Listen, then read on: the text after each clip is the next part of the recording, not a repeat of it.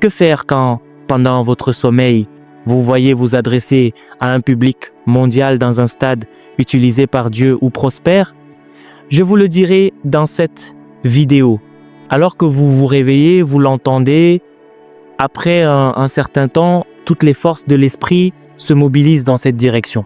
Je ne peux pas vous dire combien de fois j'ai rêvé que je parlais à des stades combles. Je ne peux pas vous dire combien de fois j'ai rêvé de voir des gens se lever de leur fauteuil roulant. Je ne peux pas vous dire. Je l'ai vu, je l'ai mangé, je l'ai ruminé jusqu'à ce que cela m'inonde. Parfois, vous êtes à l'école, vous somnolez et vous êtes déjà dans la croisade parce que la chose vous a saturé et peu de temps après, cela devient votre manifestation. C'est un domaine où vous devez renforcer vos capacités. Certains d'entre vous devront peut-être supprimer toutes leurs applications et en télécharger de nouvelles car. À cause de ce que vous regardez, il y a, vous savez comment l'Internet est conçu maintenant, un système d'algorithmes. Si vous cliquez sur de la pornographie, vous n'avez plus besoin de cliquer à nouveau. Ils vous en fourniront assez, ils vous en fourniront, vous en aurez assez. Si vous cliquez sur n'importe quoi, ils savent, vous êtes intéressé par ceci et voilà, ils vont vous en charger. Si vous cliquez sur le football, vous n'avez plus besoin de cliquer, ils vont vous en charger, vous en aurez plus qu'assez. Cliquez sur la musique profane, vous n'avez pas besoin de cliquer. Dès que vous prenez votre téléphone, ils s'aligneront, c'est ce que vous avez demandé. Nous sommes là pour vous nourrir. N'oubliez pas de vous abonner pour avoir plus de messages et ils vous nourriront bien. Ainsi, si vous savez que vous voulez renforcer cette capacité, vous devez rééditer votre monde. Écoutez, vous n'êtes pas faible, vous n'êtes pas infructueux. Vous manifestez simplement ce que vous avez vu et entendu au fil des années. Si vous changez votre régime, vous serez étonné de la force que vous commanderez. Vous serez étonné. Vous n'êtes pas faible. Vous n'êtes pas faible. Vous avez vu la mauvaise chose. Vous avez entendu la mauvaise chose. C'est pourquoi vous pensez être faible. Changez votre régime. Au début, vous n'aimerez peut-être pas cela, mais gardez-le simplement. Regardez-le, quelque chose est en train de vous arriver. Après un certain temps, ce que vous voyez et entendez vous entraînera à l'aimer. Vous commencez à regarder des vidéos de miracles. Vous commencez à regarder des discours de motivation sur les leaders mondiaux, sur les géants économiques qui ont changé leur monde. Vous regardez. Après un certain temps, votre cerveau n'aura plus de données. Donc, il devra aller aux données disponibles et vous commencerez un nouveau processus et ce processus vous amènera là où vous devez être. Vous voulez être un homme d'affaires? Combien d'hommes d'affaires chrétiens qui réussissent écoutez-vous chaque jour? Vous voulez être un apôtre, un faiseur de miracles? Combien d'apôtres écoutez-vous chaque jour? Vous voulez devenir un leader mondial? Combien de leaders chrétiens ils sont partout? Combien en écoutez-vous? Combien en regardez-vous? C'est cela qui changera votre vie. La capacité de visualiser. Numéro 2, le second domaine de renforcement des capacités est de demeurer, monsieur. Renforcez votre capacité à demeurer dans la présence de Dieu. Je vous le dis, il y a quelque chose qu'il vous fait. Le diable créera un système qui vous fera haïr Dieu et sa présence. Mais si vous voulez devenir fructueux par Dieu, vous devez apprendre à rester avec lui. Dans Marc 3, verset 14, il a dit qu'il les a appelés pour être avec lui afin de les envoyer. Si vous n'êtes pas avec lui, il ne peut pas vous mobiliser. Vous devez être avec lui. Écoutez, apprenez ceci. Il vaut mieux aller dans votre chambre de prière et y dormir que de dormir devant une télévision. Donc, même si vous avez sommeil, allez là, bas, dormez, réveillez-vous et priez. Si vous dormez, laissez la prière jouer en arrière-plan. Jouez une chanson d'adoration. Dormez en priant. Il n'y a aucune loi qui dise que vous devez être éveillé chaque fois que vous priez. Le plus important est que vous soyez sous l'ombre. Restez là. Écoutez ce que dit la Bible. Ésaïe 40, versets 28 à 31. Vous verrez des choses étonnantes. Voyez, il y a des choses dans les Écritures. sachez-le, votre vie changera. Il a dit, ne le sais-tu pas, ne l'as-tu pas appris? C'est le Dieu d'éternité et l'Éternel qui a créé les extrémités de la terre. Il ne se fatigue point, il ne se lasse point. Il a dit, on ne peut sonder son intelligence. Il vous présente Dieu. Et puis, il est allé plus loin. Il donne de la force à celui qui est fatigué. Il vous montre maintenant que voici qui est Dieu. Mais Dieu est aussi assez généreux pour aider ceux qui n'y sont pas à y arriver. Il vous dit donc ce que Dieu peut faire pour vous, mais il vous dira aussi comment Dieu le fera. Il donne de la force à celui qui est fatigué. Il a dit qu'à ceux qui n'ont pas de vigueur, il augmente la force. Il a dit ensuite, au cas où vous penseriez ne pas avoir besoin de ce que Dieu donne, laissez-moi vous faire comprendre, même les adolescents se fatiguent, car parmi les hommes, les plus forts sont les jeunes. Il a dit que les jeunes hommes chancellent. Cela signifie ne faites pas l'erreur de compter sur vos capacités naturelles. La Bible a déjà prévenu les hommes. Il a dit, malheur à l'homme qui se confie dans le bras de la chair. Jésus a dit, c'est l'esprit qui vivifie. Jean 6, verset 63, il a dit, la chair ne sert à rien. Donc si vous pensez, oh, je suis beau, donc j'ai de la faveur, vous plaisantez. Oh, je suis jeune, donc je peux le faire par ma force, vous plaisantez. Il a dit que même les adolescents se fatiguent. Il a dit que les jeunes hommes chancellent. Cela signifie que leur chute les choquera. Elle se rapproche. Les jeunes hommes chancellent. Il a dit, mais ceux qui se confient en l'Éternel. Donc les gens dont Dieu augmente la force, ce ne sont pas les chrétiens, ce sont plutôt ceux qui quoi? Attendent le Seigneur. Il a dit qu'alors, ils renouvellent leur force. Et il n'a pas seulement dit qu'ils renouvellent leur force et la laissent dans le flou, il a dit qu'ils prennent le vol comme les aigles. Voyez, quand vous restez avec Dieu, quelque chose vous arrivera et vous-même serez choqués. Vous vous demanderez, est-ce moi? Il y a 6 mois, j'étais un mendiant. Il y a 10 mois, j'étais un fornicateur. Il y a 5 mois, j'avais à peine de quoi manger. Que s'est-il passé? La force est venue à vous. Il a dit qu'ils prennent le vol. Cela signifie que vous n'attendez pas d'être porté. Vous avez maintenant appris une manière de monter. Ils prennent le vol comme les aigles. Il a dit qu'ils courent et ne se lassent point. Ils marchent et ne se fatiguent point. Ainsi, la fatigue et la faiblesse disparaîtront de votre vie. Non pas parce que vous avez apporté quoi que ce soit, mais parce que vous avez attendu. Si vous passez du temps avec Dieu, ce qui sortira de vous, votre génération ne s'en remettra pas. Dans Ésaïe 60, verset 15, il dit que vous étiez une terre délaissée. Il a dit que personne ne vous parcourait. Il a dit, mais je ferai de toi un ornement éternel, un sujet de joie de génération en génération. Quand Dieu veut vous bénir, votre génération est trop petite pour le recevoir. Il y a des choses que Dieu fera avec vous en 60 ans après votre départ, dont votre génération se rendra compte et la génération suivante réalisera le poids de ce que vous avez présenté à votre monde. Mais la technologie réside dans quoi? L'attente. C'est une génération Z, tout est pressé, nous cuisinons vite, nous voyageons vite, nous pensons donc que Dieu sera en train de courir, c'est un roi. Vous attendrez jusqu'à ce qu'il se montre. Vous attendrez, c'est un roi, il vous fera attendre. C'était selon son propre test. Regardez Moïse à l'âge de 80 ans grimper le mont Sinaï. Dieu seul sait pendant combien de jours il a grimpé cette montagne. Dieu seul sait les ampoules qu'il a dû avoir. Il s'est présenté.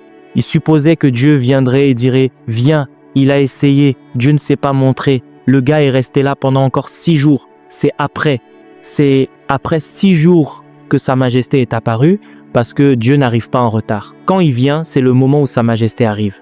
Et quand il en a fini avec Moïse, alors que Moïse descendait, la Bible dit que même Moïse ne savait pas que la peau de son visage avait changé parce que en le voyant, il est devenu comme lui. Donc, le Moïse qui est monté était différent de celui qui est descendu. Celui qui est monté était un chercheur. Celui qui est descendu était un fait accompli. Dans 2 Corinthiens 3, verset 15, vous savez ce que dit la Bible? Ils disent que lorsque Moïse est lu, Moïse est devenu la loi de Dieu. Quand Moïse est lu, et c'est pourquoi il ne pouvait pas mourir, il est devenu un homme est devenu si pertinent que même après que Dieu l'a tué, parce que le gars ne pouvait pas mourir, Dieu lui a dit, va sur la montagne, dans les montagnes de Nebo, là je te tuerai, parce que si vous le laissez, il restera ici jusqu'à aujourd'hui. Vous iriez à Jérusalem pour voir Moïse, et il sortirait et dirait, êtes-vous? Dieu savait qu'il avait trop d'immortalité. Dieu lui a dit, je te tuerai. Mais voyez l'ironie de la chose. Même après que Dieu l'a tué, il a quand même été délivré, si bien que Satan est venu chercher son corps mort. Un corps mort était plus important que des gens vivants à cause de la capacité à demeurer, et un archange a été mobilisé. Va prendre ce corps rapidement, va et prends ce corps pour le musée du ciel.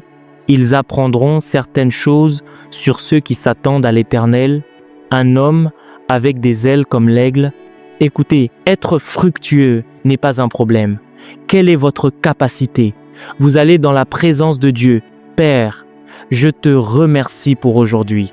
Vous êtes heureux, vous sortez en courant et vous voulez influencer votre génération. Savez-vous combien de femmes stériles il y a sur terre? Savez-vous combien d'orphelins il y a sur terre?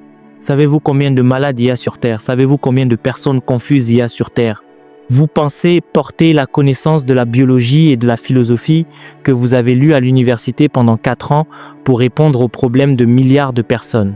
Savez-vous ce que cela signifie pour les gens de s'arrêter pendant 30 minutes pour vous entendre? Savez-vous à quel point le monde est occupé? Chaque minute compte. L'implication du temps, c'est l'argent. Personne n'a 30 minutes à perdre avec vous. Si des hommes s'assoient pour vous écouter, cela signifie que vous venez d'une dimension supérieure. Je prêchais quelque part récemment, et les hommes qui étaient présents, certains étaient des professeurs, un ancien secrétaire du gouvernement fédéral était là, d'anciens gouverneurs adjoints de la Banque centrale, des gens qui pourraient être mon père. Que leur dites-vous? Tout ce que vous lisez, ils l'ont lu et ils ont vécu cette vie 3 fois votre âge. Ils ont donc de meilleures expériences. La seule façon dont vous pouvez parler et qu'ils écouteront en disant « vous avez bien fait », c'est quand vous parlez depuis la dimension supérieure, car l'onction qui vient de l'Ancien des jours lui-même y demeure. Si vous voulez influencer votre génération, écoutez-moi, vous devez maîtriser l'art de demeurer. Cette chose qui vous chasse de votre chambre de prière, vous feriez mieux d'aller vous battre avec elle. Cette chose qui vous chasse de la présence de Dieu, si vous voulez être fructueux, vous feriez mieux de déclarer la guerre à cette chose. La prochaine fois que vous allez dans votre chambre de prière, verrouillez la porte, dites-vous, je ne sors pas d'ici avant 10 heures. Si je dois mourir, je mourrai ici parce que c'est là que se trouve mon avenir.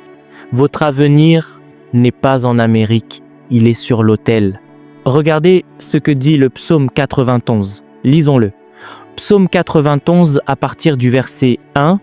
Je sais que la plupart d'entre nous prions cela et c'est bien de le prier. Mais il ne vous dit pas de prier cela. Il vous dit ce que devrait être votre réalité. Il a dit celui qui demeure. Non, ce n'est pas seulement un chrétien. Quiconque demeure, donc si un chrétien ne demeure pas, il souffrira. Celui qui demeure, quiconque prend la décision de rester, il a dit sous l'abri du Très-Haut. Il a commencé à vous montrer qu'il repose à l'ombre du Tout-Puissant. Ce n'est pas une prière, il vous dit le résultat de sa vie. Si vous demeurez, il a dit numéro 1, il reposera à l'ombre du Tout-Puissant.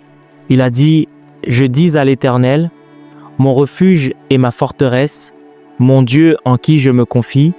Cela signifie que Dieu deviendra votre forteresse parce que vous y demeurez. Passez au verset suivant. Il a dit, car c'est lui qui te délivre du filet de l'oiseleur, de la peste et de ses ravages. Donc, quelle que soit la calamité qui se passe autour de vous, ce n'est pas votre affaire. Il te couvrira. Il vous donne et il vous dit le résultat de l'habitation. Il te couvrira de ses plumes et tu trouveras un refuge sous ses ailes. Sa fidélité est un bouclier et une cuirasse. Passez au verset suivant. Il a dit, « Tu ne craindras pas, même la peur sera enlevée de vous. Tu ne craindras ni les terreurs de la nuit, ni la flèche qui vole de jour. » Donc on dit que des gens meurent, ce n'est pas votre problème. Il y a une épidémie, ce n'est pas votre problème. Peu importe ce que le diable jette sur terre, vous en êtes déjà exonéré. Il a dit, ni la peste qui marche dans les ténèbres. Je n'ai aucune affaire à être cambriolé, aucune affaire à être kidnappé, aucune affaire à être violé et aucune affaire à être attaqué par une quelconque forme de fléau. Il a dit, ni la contagion qui frappe en plein midi, toutes ces choses, vous n'avez rien à voir avec elles. Il a dit que 1000 tombent à ton côté et 10 000 à ta droite. Il a dit, elle ne sera pas atteinte. Non pas parce que vous la fuyez, elle a assez d'intelligence pour vous éviter. Et ce n'est pas parce que vous priez. Vous ne vous réveillez pas chaque jour en disant « Non, professeur, cela ne s'approche pas de vous parce que vous demeurez déjà. » Et pourquoi? Il a dit « De tes yeux seulement tu regarderas et tu verras la rétribution des méchants. » Et la raison en est ce qu'il a dit au verset 1 et ce qu'il a dit au verset 9. Il a dit « Car tu as dit, l'Éternel est mon refuge. Tu fais du Très-Haut ta demeure. » Si vous restez avec Dieu, il n'y a aucun moyen que vous ne soyez pas accompli. Que vous vendiez de l'eau, que vous vendiez des sandales, que vous vendiez des voitures, peu importe ce que vous faites, ce n'est pas le fait que vous prospérerez. L'écriture du psaume 1 d'il y a un instant. Heureux l'homme qui ne marche pas selon le conseil des méchants, qui ne s'arrête pas sur la voie des pécheurs et qui ne s'assied pas en compagnie des moqueurs. Il a dit, mais qui trouve son plaisir dans la loi de l'Éternel et qui la médite jour et nuit, c'est cela demeurer. Il a dit, il est comme un arbre planté près d'un courant d'eau. Il produit son fruit en sa saison. Il ne rate pas, il y a une précision dans la productivité. Il a dit, son feuillage ne se flétrit point si vous demeurez. Voyez, renforcez votre capacité à demeurer, ma sœur. Renforcez votre capacité à demeurer en Dieu. Cela peut être difficile au début. Ne vous inquiétez pas. Commencez à un point, le Saint-Esprit vous aidera. La Bible dit que des veuves ont ramené leurs filles à la vie. Ce n'est pas pour les professeurs. Vous n'avez pas besoin d'être instruit. Restez simplement avec Dieu. Commencez à lui parler au niveau où vous le connaissez. Et regardez ce qui se passe avec votre vie après 1 mois. Après 2 mois, vous ne pourrez pas l'expliquer. J'ai enseigné ces principes encore et encore. Parfois, je croise des gens dans l'avion. Je voyageais l'autre fois. Je me suis juste assis avec l'homme et il a dit « Est-ce bien vous ?» Le premier problème qu'il avait, c'est que vous semblez plus petit qu'à l'écran. J'ai dit « C'est peut-être la technologie, c'est bien moi. » Il m'a alors serré la main et a dit « Merci. Que Dieu vous bénisse. » C'est un homme d'affaires. Il avait appliqué toutes les stratégies qu'il connaissait, non pas d'après ce qu'il a étudié en économie ou ce qu'il a appris de son maître qui l'a parrainé. Rien ne fonctionnait. Et j'ai commencé à lui enseigner l'art de rester avec Dieu. Il est juste resté là. Un jour, il s'est réveillé, il sortait, il a entendu la voix et cette voix a commencé à venir à lui. Pour ses investissements, la voix lui disait « Fais celui-là, investis ici. Ne fais pas ceci, ne fais pas cela. » C'était comme suivre une boussole, suivre un navigateur.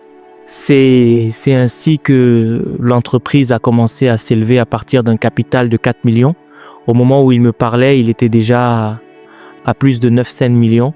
Et il a dit qu'il voyageait pour négocier une autre affaire ce jour-là. Tout s'est retourné. Et il ne pouvait pas y croire parce que cette voix était toujours là, mais il ne pouvait pas l'entendre. La terre était trop bruyante. Alors Dieu parlait, la voix était au milieu d'autres voix. La voix de Dieu n'est pas forte, elle est seulement distincte. Et vous devez vous entraîner à la capter. Et la façon de vous entraîner est de demeurer parce que lorsqu'elle vient dans un murmure doux et léger, beaucoup de gens ne restent pas avec Dieu. Donc le bruit du monde éclipse la voix qui les mènerait à leur productivité. Renforcez votre capacité. Renforcez votre capacité à demeurer chaque jour 1 heure, 2 heures, 3 heures. Allez-y et commencez à grandir là-dedans. Dites-vous, je grandis maintenant parce que je peux faire taire mon esprit dans cette présence pendant 6 heures. Voyez comment votre vie va basculer. Vous serez stupéfait. Je connais la place de la prophétie et j'en parlerai. Mais je vous dis des choses qui devraient définir votre vie. Cela fera fonctionner la prophétie plus vite. Dieu ne court pas dans le monde. Vous devez l'attendre. Numéro 3. Vous voulez être fructueux. L'humilité. Matthieu 5, verset 5. Je vous montre pourquoi notre génération lutte. Ils disent, heureux les débonnaires, les humbles. Il a dit, car ils hériteront la terre. Ainsi, lorsqu'un homme devient humble, il ne possède pas seulement ce pour quoi il travaille. Même le travail des autres lui est attribué. Vous savez, Jésus a dit, d'autres ont travaillé. Je vous ai envoyé dans la moisson. Il y a donc une possibilité d'hériter de bénédictions déjà prêtes dans ce monde. L'un des moyens d'y entrer est l'humilité. Dieu cherche des gens humbles pour leur donner des héritages. Mais le problème est que la plupart d'entre nous sommes trop pleins de nous-mêmes parce que le monde nous a appris que nous devons soigner notre image. L'idée du packaging, soigner son image, consiste à s'accepter et à agir ou se présenter d'une manière que Dieu ne vous a pas présentée. Et c'est pourquoi beaucoup échouent. Dans Jacques 4, versets 6 et 10, vous verrez cette écriture « Humiliez-vous sous la main puissante de Dieu. Il a dit que, au temps convenable, Dieu vous élèvera. Il vous élèvera. » Dieu est dans le domaine de l'exaltation des hommes. Mais l'un des critères qu'il recherchera est l'humilité. Vous vous demandez pourquoi Moïse était si grand. Dans l'Exode 7, verset 1, Dieu a dit à Moïse, « Je te fais Dieu pour Pharaon. Pourquoi était-il si grand ?» Nombre 12, verset 3 dit qu'il était l'homme le plus humble de tous les hommes sur la terre. C'est donc Dieu qui l'a exalté. La plupart d'entre nous avons l'esprit trop haut placé pour la bénédiction qui vient. Vous n'avez encore rien, mais vous vous comportez comme un paon. Est-ce que Dieu vous a donné l'autorité de lier une nation? Si vous pensez pouvoir assumer ce risque de capacité, écoutez, dites-vous, je refuse d'être orgueilleux. Voyez parfois modeler votre vie pour démontrer l'humilité. Quand les gens veulent se mettre en avant, vous descendez, apprenez-vous à être humble et notez votre propre conduite. Ne pensez pas que vous êtes plus grand que votre frère. S'il pense qu'il est plus grand, encouragez-le. Que Dieu vous bénisse. Ma prière est que vous soyez plus grand. Quand vous voulez saluer quelqu'un et qu'il veut prouver qu'il est plus grand que vous ou plus âgé que vous, baissez-vous. Je vais vous faciliter la tâche. Baissez-vous, saluez-les. Cela ne vous enlève rien. Mais le fait est que Dieu regarde. Dans la perspective de l'exaltation, c'est la personne qui a la tête basse qui sera élevée. Celui qui se tient droit comme ça descendra. Capacité pour la productivité. Nous manquons de temps, je vais juste énumérer les 3 autres. Allez les regarder dans les Écritures. Si vous faites ces choses, monsieur, il n'y a aucun moyen que vous ne soyez pas productif. Pierre parlait de certaines de ces choses dans 2 Pierre 1, du verset 6 au verset 8. Il a dit que si vous faites ces choses, vous devez prospérer. Il n'est pas possible que vous échouiez. Je vous le dis, vous devez prospérer. Renforcez votre capacité dans le domaine de l'humilité. Refusez l'orgueil. Partout où vous agissez avec orgueil, retournez vers Dieu, criez et dites « Aide-moi ». Et si, par orgueil, vous avez été arrogant envers quelqu'un, retournez-y et excusez-vous, vous vous entraînez. C'est ainsi que vous élargissez votre capacité. Vous élargissez votre capacité en demandant à Dieu de vous aider et en prenant rapidement la responsabilité de chaque comportement arrogant. Même nous, les prédicateurs, parfois je dis des choses, je reviens et je dis « Désolé, ce que j'ai dit était « Je suis un homme orgueilleux. Dieu m'aide. » S'il vous plaît, soyez indulgents. Je ne le dirai plus en agissant ainsi. Vous avez placé quelque chose dans votre conscience. La prochaine fois que cette chose viendra, vous la tuerez, car ce qui déterminera si vous entrez dans votre prochain niveau est le degré de votre brisement. David savait cela. La différence entre David et Saül était l'humilité. Sinon, Saül aurait été un meilleur roi. Il était un guerrier depuis sa jeunesse. Mais David était un homme brisé. Dès que vous repreniez David, sur le champ, il se repentait sincèrement. Saül lui disait, les gens regardent maintenant. Si tu dois me corriger, fais-le à l'intérieur, entre eux maintenant. Pourquoi me reprendre en public? Il n'était pas intéressé par la correction, mais par ce que les gens pensaient. Et c'est ainsi que sa propre nation lui a échappé. Samuel s'est lamenté sur Saül parce qu'il aimait l'homme. Et Dieu a dit, je l'ai rejeté. Non parce qu'il n'était pas un bon guerrier, mais parce que son orgueil ne me permettait pas de travailler avec lui. La capacité suivante que vous devez construire est la reconnaissance. Certaines personnes ne peuvent pas être productives parce qu'elles sont ingrates. Vous aidez quelqu'un, vous le délivrez d'une situation. Une fois délivré, il vient et dit « Salut pour cette petite aide que tu m'as donnée l'autre jour. » Cette petite aide, ainsi l'aide est maintenant petite. La prochaine fois, vous ne verrez plus cette petite aide. Vous faites quelque chose pour eux, ils disent « Je suis reconnaissant, vous savez comment c'est. » Ils ne montrent pas de gratitude. Ils ont soudainement découvert qu'ils avaient un accent américain. « Oh, l'autre jour. » Ils viennent et disent « Merci pour l'autre jour. » La prochaine fois, cet autre jour durera 1 an. Je vous dis pourquoi nous ne sommes pas productifs. Parce que parfois, une seule aide peut faire basculer toute l'entreprise. Mais la personne qui devrait vous aider refusera parce que vous ne remplissez pas les conditions. C'est un gaspillage d'aider un homme ingrat. C'est un gaspillage. Et c'est pourquoi la plupart ne sont pas reconnaissants. Vous aidez quelqu'un, vous le propulsez, et le jour même où il est annoncé, ce jour-là, vous devenez son ennemi. C'est le monde d'ingratitude dans lequel nous vivons. Et quand Dieu voit cela, il vous évitera en premier. Dans Jérémie 33, la Bible dit « Du milieu d'eux s'élèveront des actions de grâce et des cris de réjouissance, je les multiplierai. » Dès que vous devenez reconnaissant, la multiplication est naturelle. Regardez la vie de Jésus. Partout où Jésus a multiplié les choses, la première chose qu'il a faite a été « Je te rends grâce au Père ». Jean 6, verset 11. Même quand Jésus a ramené les morts à la vie, c'était par l'action de grâce. « Père, je te rends grâce de ce que tu m'écoutes toujours. Lazare, sors !» La clé de la productivité, la clé de la fécondité, c'est la reconnaissance. Donc si vous voulez être productif, renforcez cette capacité.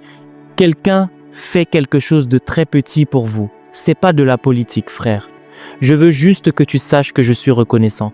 Merci beaucoup. Ce que tu as fait pour moi a signifié énormément. Je ne le prends pas pour acquis.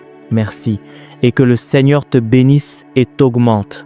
Pendant que vous le remerciez, il se dit « Attends, je pensais faire ceci, mais je ne t'en avais pas parlé. » Il ne vous a pas appelé. Il vous a appelé dans son cœur. Maintenant que vous avez montré de la gratitude, il dit « Prends plus, prends plus, prends plus. » Développez cette capacité. Écoutez, même si vous voulez franchir une porte et que quelqu'un attend pour vous dire « Entrez, dites « Merci beaucoup, je suis reconnaissant. » À partir de toutes petites choses, développez cela pour devenir sincèrement reconnaissant. Cela vous ouvrira des portes et vous augmentera. Allez voir ceux qui sont vraiment riches et qui ont un impact. Vous les verrez très reconnaissants. C'est l'homme pauvre qui fume et qui pense vouloir vous intimider. Est-ce pour cette petite chose qu'il a faite pour moi qu'il croit? C'est là le problème. L'homme riche, l'homme important n'a aucun problème à dire « Oh, merci beaucoup, je suis reconnaissant. » C'est l'homme pauvre qui a toujours un défi. Imaginez cet homme. Juste parce qu'il m'a pris en voiture, il a pensé que. Je ne dis pas que quiconque doit contrôler votre vie parce qu'il vous aide. Mais je dis d'être délibéré dans la gratitude si vous voulez être productif. Les 2 derniers points sont le don et la prophétie. Allez les étudier. Le Saint-Esprit vous donnera l'intelligence. Dans Proverbe 11, verset 25, il est dit « L'âme libérale sera rassasiée ». Il est dit « Celui qui arrose sera lui-même arrosé ». Vous ne verrez jamais une récolte pousser à moins de disperser d'abord des semences. Si vous ne dispersez pas, rien ne poussera. Les gens qui ne sont pas productifs veulent toujours tout garder pour eux. C'est pourquoi ils restent petits. Ils pensent que c'est de la sagesse. Ils amassent tout ce qu'ils peuvent. La Bible dit que cela ne fonctionne pas comme ça. Donne une part à 7, donne une part à 8. Tu ne sais pas quel malheur peut arriver sur la terre. Il a dit le matin, sème ta semence et le soir, ne laisse pas reposer ta main. Certaines personnes sont si avares que même à l'église, elles cherchent des justifications pour ne pas donner à Dieu. C'est Dieu. La raison pour laquelle ils débattent est qu'ils ne savent pas pourquoi. Et vous les voyez. Je sais qu'il y a des pasteurs qui adhèrent à cette doctrine, mais il y a beaucoup de gens qui attaquent chaque pasteur. Tous ces pasteurs qui prennent notre argent, c'est pas une question de pasteur. Laissez le pasteur en dehors de l'avarice. Votre maison, vous, quand était-ce la dernière fois que vous avez donné à une personne pauvre? Vous voyez, les gens qui donnent n'ont aucun problème avec le sujet. Quand vous trouvez des gens qui argumentent, débattent, se querellent et accusent, c'est d'abord de l'avarice. Cela les blesse que l'argent les quitte, et Dieu est aussi inclus. Ils viennent au service, mais vous, priez, soyez bénis. Ils disent, c'est l'homme de Dieu. Quand vous prêchez, Dieu nous a bénis, Jésus est mort pour vos péchés. Ils disent, prêchez Christ, c'est cela l'évangile. Quand cela concerne ce que Dieu vous a donné, ils le reçoivent. Car Dieu a tant aimé le monde qu'il a donné son unique. Ils disent, ce sont les prédicateurs que nous recherchons. Ils prêchent l'évangile. Ils ne savent pas que cet évangile, c'est que Dieu vous a donné. Jésus est mort pour vous. Dès que l'évangile exige une responsabilité, soit prier, soit aller évangéliser, soit donner, ils disent, ils sont encore revenus avec ça. Et ils pensent pouvoir être productifs. Non, cela ne marche pas comme ça. Jésus a dit, donnez et il vous sera donné. Une mesure bonne, pressée, secouée et qui déborde. Voyez quoi faire. Renforcez votre capacité. Écoutez, y compris mon offrande. Quand Dieu a commencé à m'entraîner, j'ai commencé par donner 10 Naira. En tant qu'étudiant à l'université, c'était difficile. Dieu m'a dit, donne 10 Naira. Je vais à l'église. L'argent est dans ma poche. Parce que je ne sais pas dire non à Dieu. Je l'enlève. Un autre jour, je viens à l'église. Je dis, il n'y a pas d'argent dans ma poche, Seigneur. La prochaine fois, je donnerai. Vous avez commencé. Nous avons tous commencé quelque part. Mais le Saint-Esprit est celui-ci. Aucun homme de Dieu ne m'a forcé à donner. Et j'enseigne à mon peuple, donnez selon que vous êtes conduits, donnez par révélation et donnez selon les opportunités. Je ne classe personne, mais voyez, si votre christianisme est sincère, c'est le Saint-Esprit lui-même qui vous poussera à donner parce que votre productivité y est liée. De mon offrande de 10 Naira, 20 Naira, 100 Naira, 1000, 10 000, 20 000, et nous progressons, c'est l'offrande, je ne parle pas de la dîme. Et vous voyez une personne qui est si grande, vous vous demandez, Dieu, pourquoi as-tu favorisé cette personne? Je suis là aussi. Il nous voit tous. C'est vous qui déterminez ce que vous obtenez. Même la veuve a donné. Jésus ne l'a pas interdit, au contraire, Jésus l'a félicité pour avoir tout donné. Il a dit, celle-ci a donné plus que tous, car elle a donné tout ce qu'elle avait. Elle a de la capacité. Écoutez, renforcez votre capacité. Mon offrande doit augmenter. Ma dîme augmentera. Mes prémices augmenteront. Construisez cela. Soyez délibérés. Et ne donnez pas seulement à l'église. Donnez aux orphelinats. Donnez aux pauvres. Partout où il y a une opportunité de donner, soyez le premier. Si vous vous entraînez ainsi, vous serez surpris. Le peu que vous avez se multipliera. Il a dit que l'âme libérale sera rassasiée. Celui qui arrose sera lui-même arrosé. Demain, je commencerai par la prophétie. Inclinez vos têtes, prions. Demandez au Seigneur ce soir, Père, la grâce pour une grande capacité. Donne-la-moi. Je peux exercer le ministère dans l'esprit, dans le prophétique. Je peux susciter l'onction. Mais vous devez connaître ces principes pour que la prophétie puisse fonctionner. Je connais l'excellence du prophétique. Avec le prophétique, une armée peut sortir d'ossements desséchés. Je le sais.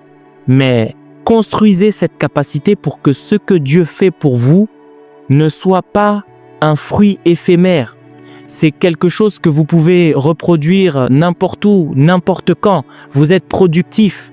Vous quittez le Nigeria, vous l'êtes. Vous allez au Ghana, vous l'êtes. Vous allez en Amérique, vous l'êtes. Partout où vous allez, vous l'êtes. Parce que maintenant, votre capacité est en vous. Demandez cette grâce dans la prochaine minute. Père, augmente ma capacité. Vous verrez des gens qui sont bénis. Vous penserez qu'ils ont de la chance. Il n'y a rien de tel que la chance dans ce domaine. Les esprits gouvernent chaque manifestation. Vous devez savoir quelque chose, intégrer quelque chose pour certaines choses. Cela vous arrivera. Il y a une loi qui l'impose. Il y a une loi, il y a beaucoup de prédicateurs avares. Même à Dieu, ils ne donnent pas. Ils viennent vous enseigner sur le don, mais ils ne donnent pas. Donnez vos prémices, donnez votre vie, donnez votre offrande. Le prédicateur, lui, ne donnera pas. Et ensuite, il se demande pourquoi il lutte. Personne ne donne à cette œuvre. Cela n'épargne personne. Quiconque veut être productif doit devenir un donateur. Pouvez-vous demander à Dieu cette capacité? Écoutez, quand je viendrai ici demain, j'exercerai le ministère dans l'esprit, mais je ne veux pas que l'huile vienne sur votre vie sans raison. Je veux que tout ce que Dieu apporte dans votre sphère, vous puissiez le garder. Vous ne le perdrez pas. Vous pourrez le garder parce que maintenant, vous avez la capacité. Je veux prier pour nous maintenant. Si vous construisez ces capacités, aucune saison, aucun territoire ne pourra défier votre productivité. Père, au nom de Jésus, la grâce pour une capacité élargie, qu'elle soit libérée sur quiconque m'entend ce soir. La grâce pour l'élargissement de la capacité qui provoque la productivité, qu'elle soit libérée sur quiconque m'entend ce soir. Je décrète par la puissance du Saint-Esprit toute force qui vous maintient petit, qu'elle tombe maintenant au nom de Jésus. Lève-toi et brille au nom de Jésus.